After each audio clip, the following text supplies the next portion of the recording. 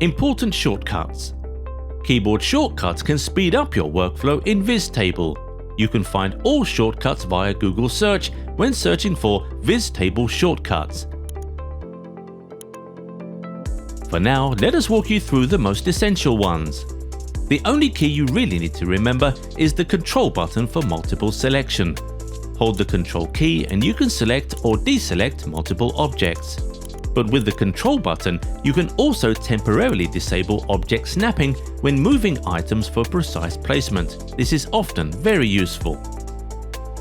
Need constrained movement? Shift locks objects to a single axis during dragging. For nudging selections, use the arrow keys. Each press moves objects 1 cm. Add Shift for 10 cm jumps or Control for full 100 cm adjustments. Hold Shift while scaling to maintain proportions perfectly, and Control S saves your progress. It rarely happens, but when panning without a mouse wheel is necessary. Press Alt-GR to switch on or off the pan mode. In the bottom right, you can see when this function is activated. Remember, all shortcuts are listed in our help documentation. Start with these fundamentals and you'll be navigating layouts in a more efficient manner.